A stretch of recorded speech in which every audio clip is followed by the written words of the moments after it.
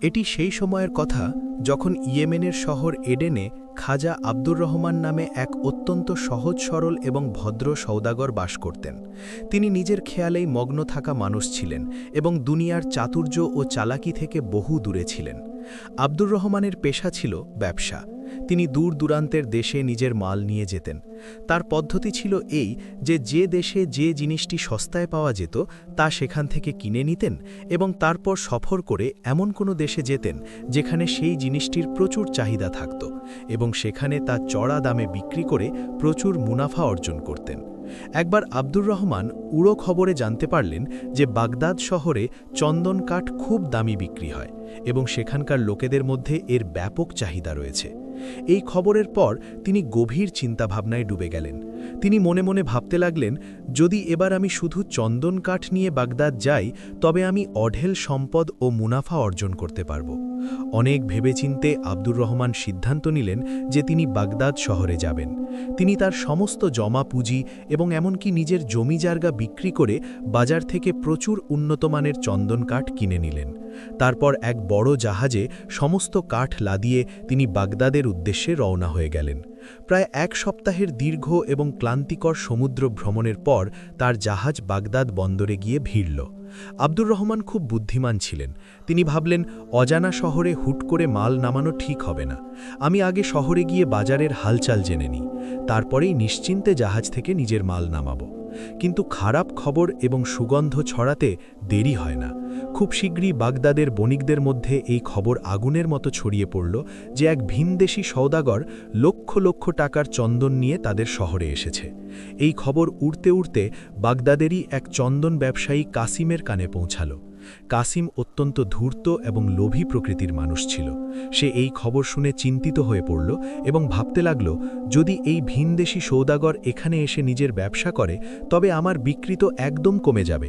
হতে পারে আমার ব্যবসায়ী লাটে উঠবে এবং আমি বরবাদ হয়ে যাব। আমাকে এমন কোনো ফন্দি আটতে হবে যাতে সেই সৌদাগর শহরে ঢোকার আগেই আমার জালে ফেসে যায়। এই ভেবে বাগদাদের সেই ঠগ ব্যবসায়ী কিছু চন্দন কাঠ নিয়ে নিজের ঘোড়ার গাড়িতে চড়ে সওদাগর আব্দুর রহমানের সাথে দেখা করার জন্য শহরের বাইরের দিকে রওনা হল। আব্দুর রহমান শহরের বাইরে সেই বণিকদের ডেরায় অবস্থান করছিলেন যারা অন্য দেশ থেকে বাগদাদে ব্যবসা করতে এসেছিল। শহরের বাইরে অনেক তাঁবু খাটানো ছিল। সেগুলোর মধ্যে অনেক দেশের বণিকরা অবস্থান করছিল। তাদেরই মধ্যে একটি তাঁবু সওদাগর আব্দুর রহমানেরও ছিল। আব্দুর রহমান নিজের তাঁবুতে বসে এটাই ভাবছিলেন যে আজ শহরের বাইরের এলাকায় আমি কোনো বিশেষ খবর পেলাম না, কিন্তু কাল সকালে আমি শহরের ভেতরে গিয়ে চন্দনের দাম জানব। হতে পারে সেখানে আমি চন্দনের ভালো দাম পেয়ে যাব। অন্যদিকে সেই ধূর্ত কাসিম আব্দুর রহমানের তাঁবুর একদম কাছে নিজের তাঁবু গেড়ে বসল এবং যখন রাত হলো ও অন্ধকার নেমে এলো তখন সে নিজের চাল চালল। সে নিজের ডেরায় রুটি বানানোর নাটক করে চুলোয় চন্দন কাঠ পোড়াতে শুরু করে দিল। যেই চন্দন জ্বলল তার সুগন্ধ বাতাসে ছড়িয়ে পড়ল এবং সওদাগর আব্দুর রহমানের নাকে পৌঁছাল। সে চমকে উঠল এবং ভাবতে লাগল, আরে এ চন্দন কাঠ কে পোড়াচ্ছে? আমাকে দেখতে হবে। আমি তো শুনেছি যে এখানে চন্দনের দাম অনেক বেশি। তাহলে এ কোন বোকা যে এইভাবে তা পুড়িয়ে নষ্ট করছে? সে এক্ষুনি নিজের তাঁবু থেকে বের হলো এবং চন্দনের গন্ধ শুকতে শুকতে কাসিমের তাঁবুর কাছে পৌঁছে গেল। সেখানকার দৃশ্য দেখে সে খুব অবাক হল যে এক ব্যক্তি সত্যিই চন্দন কাঠ জ্বালিয়ে রুটি পাকাচ্ছে। আব্দুর রহমান তাকে বলতে লাগল, আরে মিয়া, তুমি কে এবং তুমি চন্দনের এত দামি কাঠকে এভাবে জ্বালিয়ে ছাই কেন করছো? কাসিম বড়ই মাসুমিয়তের সাথে উত্তর দিল, এসো ভাই, বসো। আমার নাম কাসিম। আমি বাগদাদেরই বাসিন্দা এবং এখানে চন্দনের ব্যবসা করি। কিন্তু ভাই, তুমি কে এবং তুমি চন্দনকে দামি কেন বললে? আব্দুর রহমান বলল, আমার নাম আব্দুর রহমান। আমি ইয়েমেন থেকে এখানে চন্দনের ব্যবসা করতে এসেছি। আমি তো শুনেছি যে বাগদাদে চন্দন খুব দামি বিক্রি হয়, কিন্তু তুমি তো চন্দনকে সাধারণ কাঠের মতো পোড়াচ্ছ।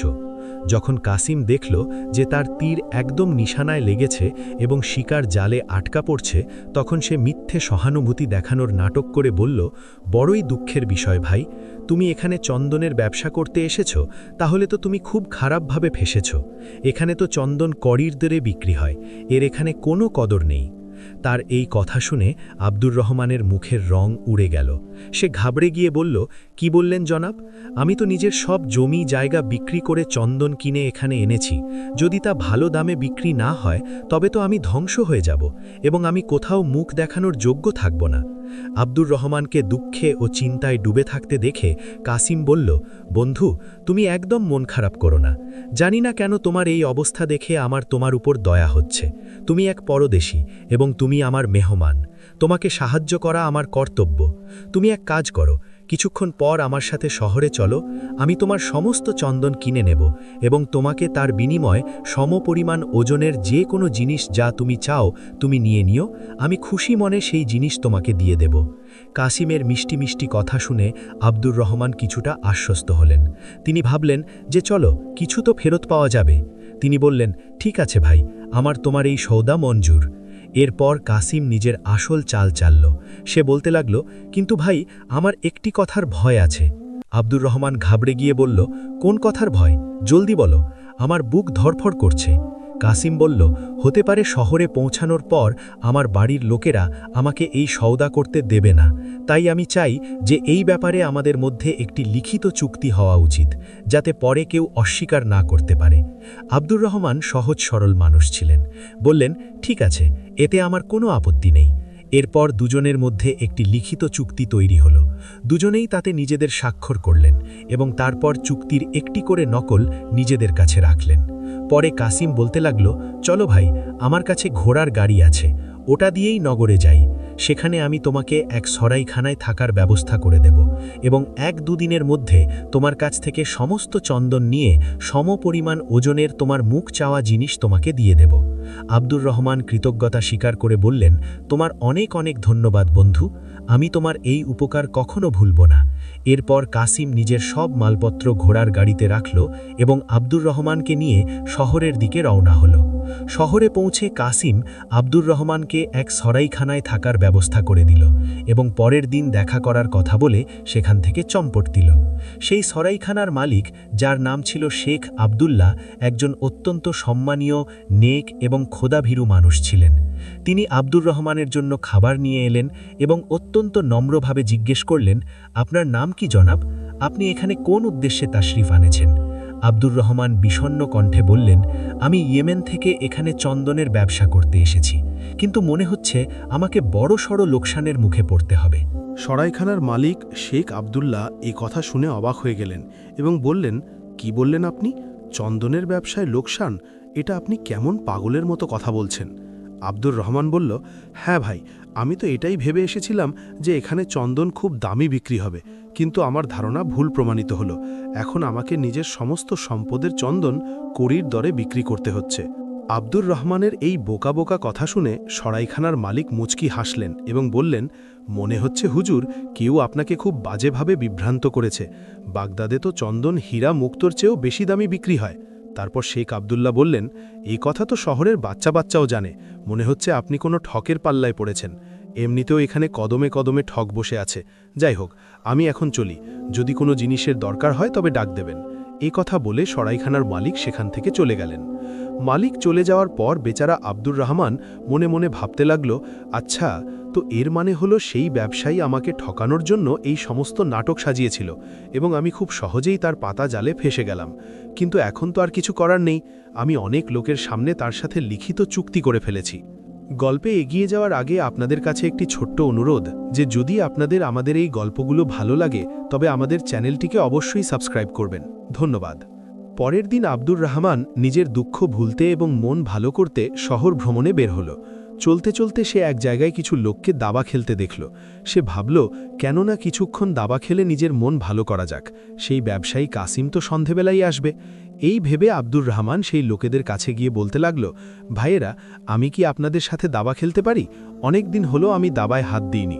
যদি হার জিতের বাজিতে কোনো শর্তও থাকে তবে তাও আমার মঞ্জুর।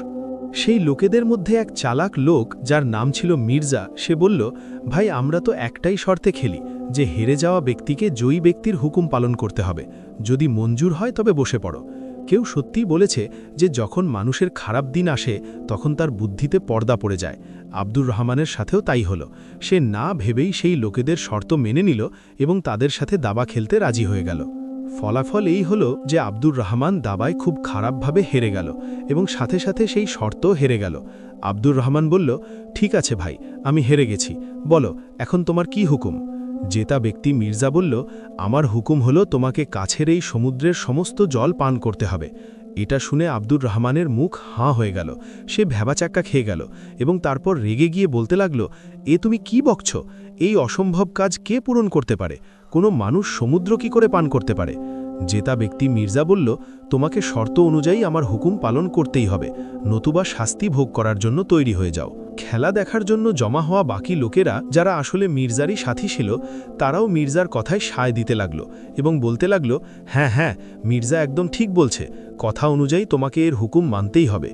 এই কথা নিয়ে সেই লোকগুলো এবং আব্দুর রহমানের মধ্যে ঝগড়া হতে লাগলো। দেখতে দেখতে সেখানে খুব ভিড় জমে গেল। সেই ভিড়ের মধ্যে এক কানা লোকও উপস্থিত ছিল, যার নাম ছিল বশির। সে ভাবতে লাগল, এই এক ভালো সুযোগ, এমন সোনার পাখি দ্বিতীয়বার হাতে আসবে না। সেই কানা লোক বশির এগিয়ে এলো এবং আব্দুর রহমানের কলার ধরে বলতে লাগল, ভাইয়েরা, এই ধূর্ত কিছুতেই আপনাদের কথা মানবে না, কারণ আমি একে খুব ভালো করে চিনি। ভালো এটাই হবে যে আপনারা একে সৈনিকদের হাতে তুলে দিয়ে কোতোয়ালের কাছে নিয়ে যান। সেখানে উপস্থিত লোকেরা জিজ্ঞেস করতে লাগল, তুমি কে এবং তুমি একে কি করে চেনো? সেই এক চোখওয়ালা লোক বলল, ভাইয়েরা, এ এক মস্ত বড় ঠগ। এ আমাকে নিজের মিষ্টি কথায় ফাঁসিয়ে আমার এক চোখ চুরি করে নিয়েছে এবং আমি কপাল চাপড়ে মরেছি। বাকি লোকেরা অবাক হয়ে বলল, কি সত্যি? সে বলল, আর নয়তো কি, তাই তো আমি কানা হয়ে গেছি।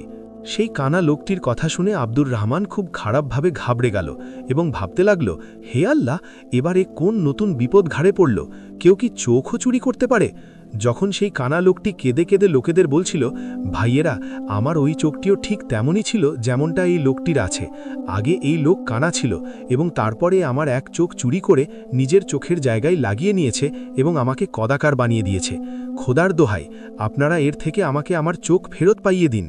কানা লোকটির এ কথা বলতেই ভিড় রাগে চেঁচিয়ে উঠল, বের করে নাও, এই ধূর্ত লোকটির চোখ বের করে নাও এবং তা তার আসল মালিককে দিয়ে দাও। হ্যাঁ হ্যাঁ, বের করে নাও, এটাই শাস্তি।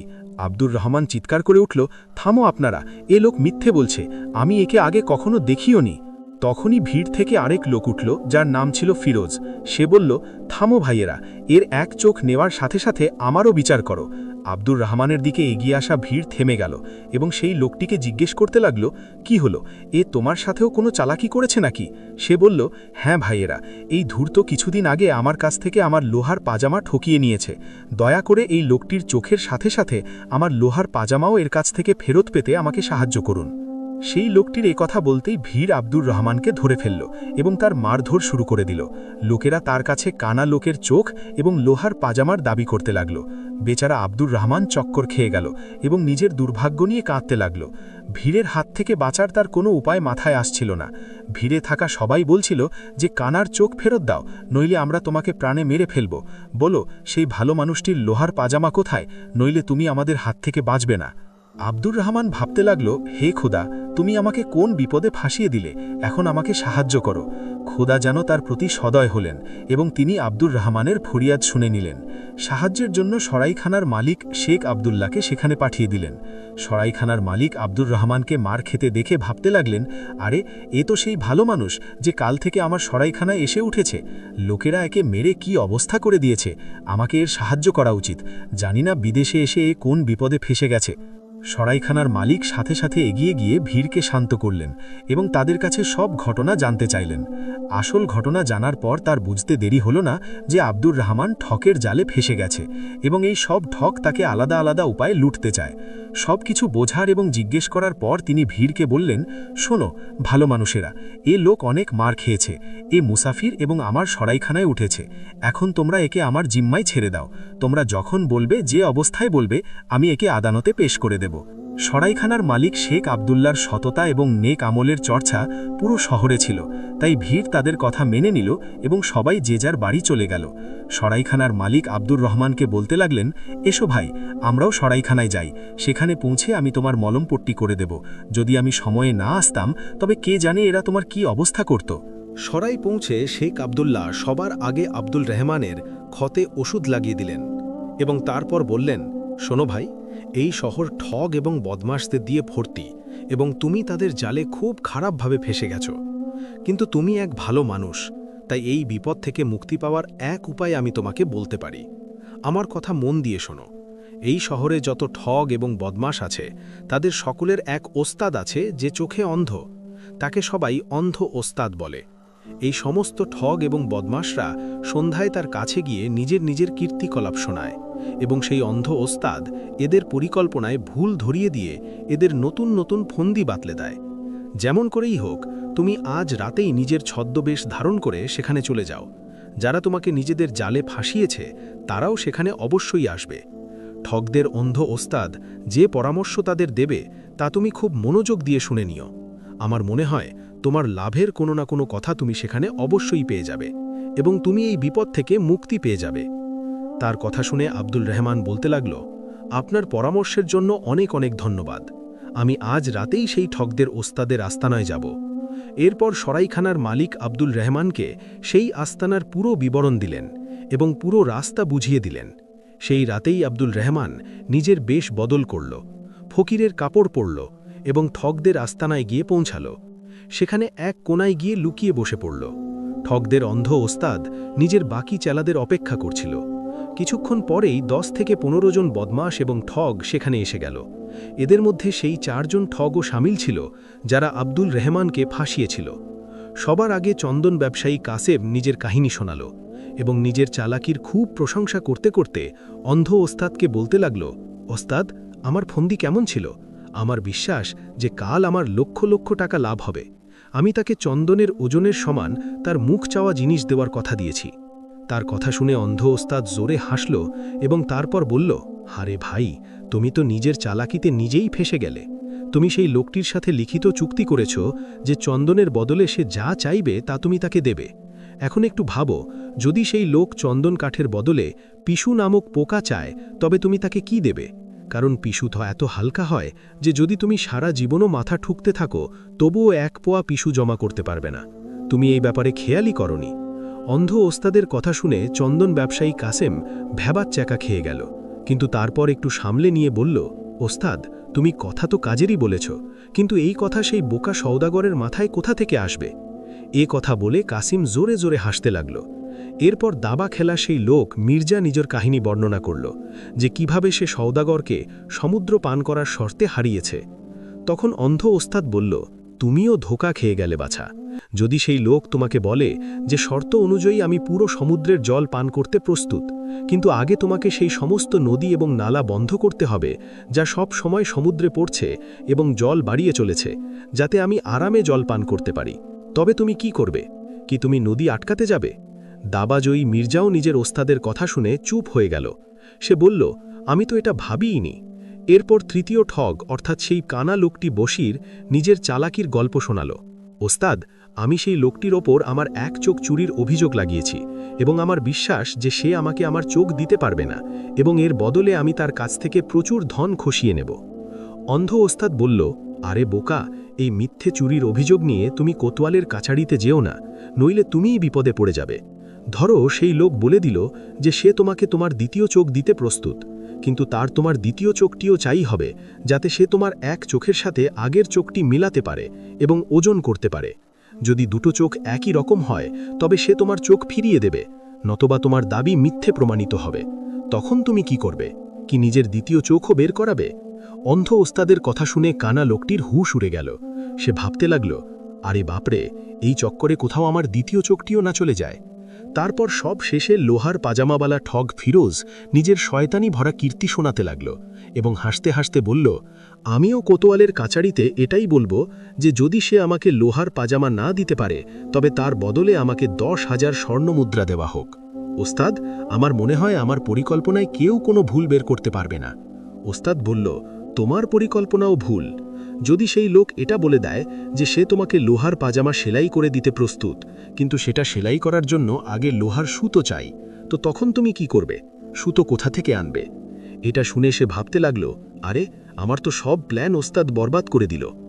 এরপর সেই 4 ঠগ নিজেদের মধ্যে পরামর্শ করতে লাগল এবং নিজেদের ওস্তাদকে বলল, ওস্তাদজি, সেই সওদাগর তো 1 নম্বরের বোকা লোক। অমন বুদ্ধিমত্তার কথা তার মাথায় কোথা থেকে আসবে? আমরা তো কালই কোতোয়ালের কাচারিতে যাব এবং নিজেদের দাবি পেশ করে দেব। ওপরবালার যা মর্জি হবে দেখা যাবে। ওস্তাদ বলল, তোমাদের বয়ান এবং তোমাদের পরিকল্পনায় যা কমতি ছিল তা আমি তোমাদের সবাইকে বলে দিলাম। এখন তোমাদের যা ইচ্ছা তাই করো। ব্যবসায়ী আব্দুল রহমান নিজের জায়গায় লুকিয়ে চুপচাপ সব কিছু শুনছিল। এরপর সব ঢগ এবং বদমাশ তাদের অন্ধ ওস্তাদের কাছ থেকে বিদায় নিয়ে সেখান থেকে চলতে শুরু করল।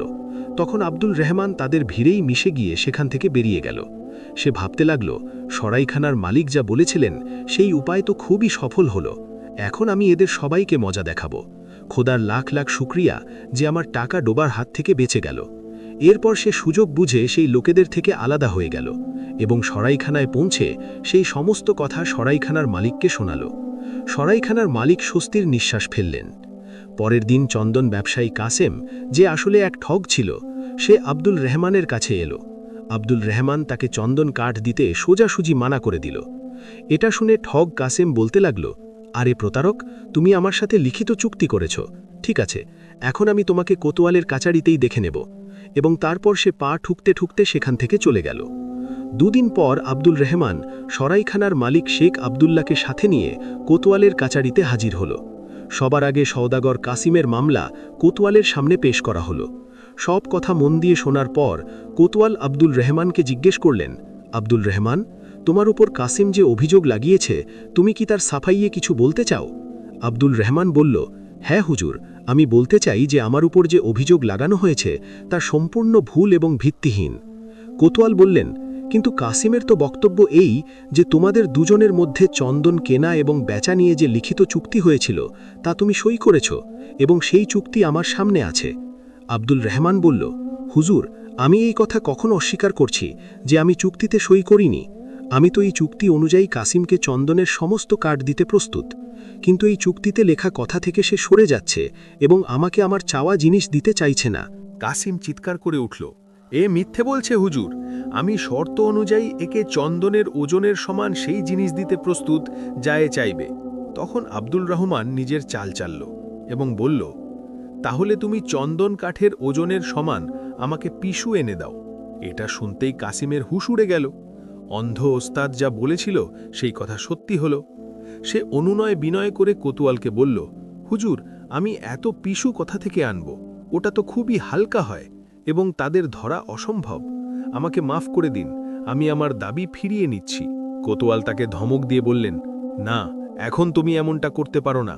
তোমার কথা থেকে পরিষ্কার বোঝা যাচ্ছে যে তুমি এই সহজ সরল ব্যবসায়ীকে শুধুই তং করেছ। আমি তোমাকে 10,000 স্বর্ণ মুদ্রার জরিমানা করছি এবং এই ধন থেকে অর্ধেক ধন ব্যবসায়ী আব্দুল রহমানকে দিয়ে দেওয়া হবে। সেই ঠগ অনেক কাঁদল, অনুনয় করল, কিন্তু কোতোয়াল তার একটাও শুনলেন না এবং তারপর সৈনিকরা কোতোয়ালের আদেশে তাকে ধরে সেখান থেকে নিয়ে গেল। এখন দ্বিতীয় ঠগ ফিরোজের পালা ছিল। সে ভয়ে কাঁপতে কাঁপতে কোতোয়ালের সামনে এলো। সে লোহার পাজামা চুরি হওয়ার অভিযোগ আব্দুল রহমানের উপর লাগালো। আব্দুল রহমান বলল, হুজুর, এ আমার উপর মিথ্যে অপবাদ। আপনিই ভাবুন, চোখও কি কখনো চুরি করা যায়? তবুও যদি এর এই দাবি সত্যি হয় তবে আমি নিজের এক চোখ একে দিতে প্রস্তুত, কিন্তু ন্যায় বিচারের জন্য জরুরি যে আগে এ নিজের দ্বিতীয় চোখটি বের করে আমার সামনে রাখুক। তারপর আমি এর চোখের সাথে আমার বের করা চোখ মেলাবো এবং ওজন করব। যদি দুটো চোখ একই রকম প্রমাণিত হয় তবে আমি একে আমার চোখ খুব খুশি মনে দিয়ে দেব, কিন্তু এমনটা না হলে একে মিথ্যে বলার কঠোর শাস্তি দেওয়া হোক। আব্দুল রহমানের কথা শুনে সেই কানা লোক ঘাবড়ে গেল এবং হঠাৎ চিৎকার করে উঠল, হুজুর, এ আপনাকে বিভ্রান্ত করার চেষ্টা করছে, এর কথায় আসবেন না। এ তো আমাকে একদম অন্ধ করে দিতে চায়। কোতোয়াল বলতে লাগলেন, মিথ্যে এবং সত্যের ফয়সালা আমি করব। ব্যবসায়ী আব্দুল রহমানের কথা একদম ঠিক। মনে হচ্ছে এর চোখে সত্যি তোমার চোখ আছে। তুমি একে তোমার দ্বিতীয় চোখটি বের করে দাও। দুটো চোখ মেলানো হবে, মিথ্যে এবং সত্যের ফয়সালা হয়ে যাবে। কোতোয়ালের এই কথা শুনে সেই লোকটির হুঁশ উড়ে গেল, এটা ভেবে যে তার দ্বিতীয় চোখটিও চলে যাবে। কানা লোকটি কোতোয়ালের পায়ে পড়ে গেল এবং দয়ার ভিক্ষা চাইতে লাগল। আমাকে মাফ করে দিন হুজুর, আমি এর ওপর মিথ্যে অভিযোগ লাগাচ্ছিলাম। আমি আমার অপরাধ স্বীকার করছি, কিন্তু আমার দ্বিতীয় চোখ বের করবেন না। তার শয়তানি দেখে কোতোয়াল রাগে তাকে এক জোরদার লাথি মারলেন এবং বলতে লাগলেন, দূর হয় এখান থেকে পাপী। এই লোকটিকে এখান থেকে নিয়ে যাও এবং একেও 50 দৌড়া মেরে 6 মাসের জন্য জেলে ঢুকিয়ে দেওয়া হোক। তারপর সব শেষে দাবা খেলার শর্ত লাগানো সেই ঠগ মির্জা পেশ হলো। সে বড়ই ধূর্তামির সাথে নিজের সব কথা বলল এবং তারপর বলল, হুজুর, এখানে সাক্ষীর জন্য অনেক লোক উপস্থিত আছে। আপনি চাইলে তাদের জিজ্ঞেস করে নিন যে আমি দাবায় জিতেই এর থেকে শর্ত জিতেছিলাম, কিন্তু এখন এ আমার হুকুম পালন করছে না। তার কথা শুনে কোতোয়াল ব্যবসায়ী আব্দুর রহমানকে জিজ্ঞেস করলেন, আব্দুর রহমান, তুমি শর্তে হারার পরেও এর হুকুম পালন করনি এবং এর হুকুম অনুযায়ী সমুদ্রের জল কেন পান করনি? তুমি কি এই কথা অস্বীকার করছো যে তুমি দাবা খেলার সময় কোনো শর্ত লাগাওনি? আব্দুর রহমান বলল, আমি শর্ত লাগিয়েছিলাম হুজুর, এবং আমি হেরেও গিয়েছিলাম। আমি এর হুকুম পালন করতেও রাজি এবং সমুদ্র পান করতেও রাজি, কিন্তু হুজুর, আপনি একে বলুন যে আগে সেই সব নদী এবং দরিয়ার জল থামিয়ে দিক যা সব সময় সমুদ্রে পড়তে থাকে। যদি সেই জল ক্রমাগত সমুদ্রে পড়তে থাকে, তবে আমি সমুদ্র পান করে খালি কি করে করতে পারব? কোতোয়ালের তো আগেই এই সন্দেহ ছিল যে সে এক ঠগ এবং আব্দুর রহমানকে ঠকানোর চেষ্টা করছে। তাই আব্দুর রহমানের বুদ্ধিদীপ্ত কথা শুনে কোতোয়াল মনে মনে খুব খুশি হলেন। তিনি সাথে সাথে সেই লোকটিকে বললেন, তুমি আগে গিয়ে নদীর জল আটকাও, তারপর আব্দুর রহমান সমুদ্রের সব জল পান করে যাবে এবং নদীর জল আটকানোর এই কাজ আজই শেষ হওয়া চাই। এটা শুনে সেই ঠগ ভাবতে লাগল, আমিও মরেছি। কোতোয়ালের হুকুম শুনে তো তার পুরো শরীর ঘামে ভিজে গেল। পরের মুহূর্তেই সে কোতোয়ালের পায়ে পড়ে গেল এবং নিজের গুনাহ কবুল করে বলল, হুজুর, আমার উপর দয়া করুন, আমাকে মাফ করে দিন। আমি আপনাকে বিশ্বাস দিচ্ছি যে আর কখনো কাউকে ঠকানোর ভুল করব না। কোতোয়াল বলতে লাগলেন, তোমার মতো লোকেদের প্রতি আমার কোনো সহানুভূতি নেই, কারণ তোমার মতো লোকেদের কারণে আমাদের এই শহরের নাম বদনাম হয়। কোতোয়াল হুকুম দিলেন সৈনিকদের, একে নিয়ে যাও, একেও 100 দররা মেরে 6 মাসের জন্য জেলে বন্দি করে দাও। দেখতে দেখতে সিপাহীরা সেই ঠককে সেখান থেকে নিয়ে গেল। এরপর কোতোয়াল বলতে লাগলেন, ব্যবসায়ী আব্দুর রহমান, তোমার উপর লাগানো সমস্ত অভিযোগ মিথ্যে এবং ভিত্তিহীন প্রমাণিত হয়েছে, তাই আমি তোমাকে নির্দোষ ঘোষণা করছি। আব্দুর রহমান বলল, আপনার অনেক অনেক ধন্যবাদ হুজুর। আপনার এই ন্যায় বিচারের জন্য আমি সর্বদা আপনার ঋণী থাকব। খোদা সব সময় আপনাকে খুশি রাখুক। এরপর আব্দুর রহমান সরাইখানার মালিক শেখ আবদুল্লার সাথে খুশি মনে নিজের সরাইখানায় ফিরে এলো এবং সে সরাইখানার মালিকের ধন্যবাদ জানিয়ে বলল, এই সব কিছু আপনার দয়ায় হয়েছে। আমি আপনার এই ঋণ সারা জীবন ভুলব না। সরাইখানার মালিক বললেন, এতে ঋণের কোনো ব্যাপার নেই ভাই, তুমি এক সহজ সরল মানুষ, খোদাই তোমাকে সাহায্য করেছেন। এবং তারপর কিছুদিন সেখানে কাটানোর পর আব্দুর রহমান নিজের সমস্ত চন্দন কাঠ খুব ভালো দানে বিক্রি করল এবং প্রচুর মুনাফা করে খুশি মনে একদিন জাহাজে চড়ে নিজের শহর এডেনের দিকে রওনা হয়ে গেল। এই গল্প থেকে আমরা এই শিক্ষা পাই যে মিথ্যে, লোভ এবং চালাকির পরিণাম সব সময় খারাপ হয়। অন্যদিকে সত্য, সততা এবং বুদ্ধিমত্তা মানুষকে সব মুশকিল থেকে বের করে আনে। 4 ঠগ নিজের নিজের চালে আব্দুর রহমানকে ফাঁসানোর চেষ্টা করেছিল, কিন্তু তার বুদ্ধিমত্তা এবং কোতোয়ালের ন্যায়পরায়ণতা সত্যকে সামনে এনে দিল। এতে এটাও বোঝা যায় যে নির্দোষ মানুষকে আল্লাহও সাহায্য করেন এবং যারা অন্যদের ক্ষতি করার জন্য ভুল রাস্তা বেছে নেয় তারা শেষে নিজেদের চালেই ফেঁসে যায়। যদি আপনাদের আমাদের এই গল্পটি ভালো লেগে থাকে, তবে ভিডিওটিকে লাইক করবেন, শেয়ার করবেন এবং কমেন্ট বক্সে নিজের মূল্যবান রায় অবশ্যই জানাবেন। এবং আমাদের ইউটিউব চ্যানেল সেরা অ্যান্ড সোলকে সাবস্ক্রাইব করতে ভুলবেন না। ধন্যবাদ।